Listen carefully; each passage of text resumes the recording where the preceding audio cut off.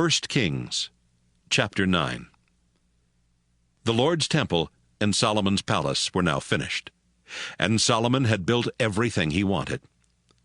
Some time later, the Lord appeared to him again in a dream, just as he had done at Gibeon. The Lord said, I heard your prayer and what you asked me to do. This temple you have built is where I will be worshipped forever.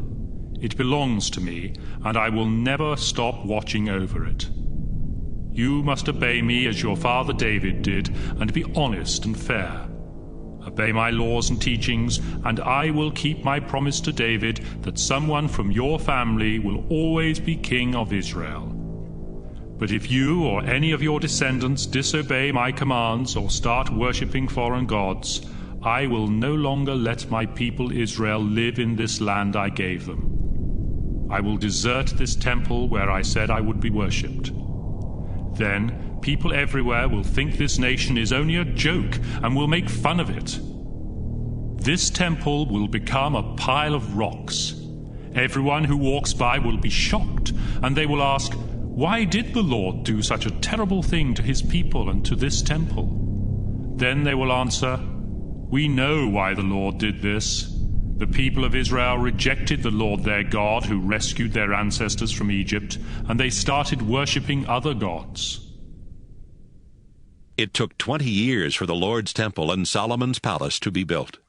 Later, Solomon gave King Hiram of Tyre 20 towns in the region of Galilee to repay him for the cedar, pine, and gold he had given Solomon. When Hiram went to see the towns, he did not like them. He said, Solomon, my friend, are these the kind of towns you want to give me? So Hiram called the region Cabul, because he thought it was worthless. He sent Solomon only 5 tons of gold in return. After Solomon's workers had finished the temple and the palace, he ordered them to fill in the land on the east side of Jerusalem, to build a wall around the city, and to rebuild the towns of Hazor, Megiddo, and Gezer. Earlier, the king of Egypt had captured the town of Gezer. He burned it to the ground and killed the Canaanite people living there. Then he gave it to his daughter as a wedding present when she married Solomon. So Solomon had the town rebuilt. Solomon had his workers rebuild Lower Beth-horon, Baalath, and Tamar in the desert of Judah. They also built towns where he could keep his supplies and his chariots and horses. Solomon had them build whatever he wanted in Jerusalem, Lebanon, and anywhere in his kingdom. Solomon did not force the Israelites to do his work. They were his soldiers, officials, leaders, commanders, chariot captains, and chariot drivers. But he did make slaves of the Amorites, Hittites, Perizzites, Hivites, and Jebusites who were living in Israel. These were the descendants of those foreigners the Israelites could not destroy, and they remained Israel's slaves. Solomon appointed 550 officers to be in charge of his workers and to watch over his building projects. Solomon's wife, the daughter of the king of Egypt, moved from the older part of Jerusalem to her new palace.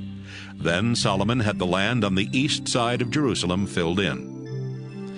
3 times a year, Solomon burned incense and offered sacrifices to the Lord on the altar he had built. Solomon had now finished building the Lord's temple. He also had a lot of ships at Ezion-Geber, a town in Edom near Eloth on the Red Sea. King Hiram let some of his experienced sailors go to the country of Ophir with Solomon's own sailors, and they brought back about 16 tons of gold for Solomon.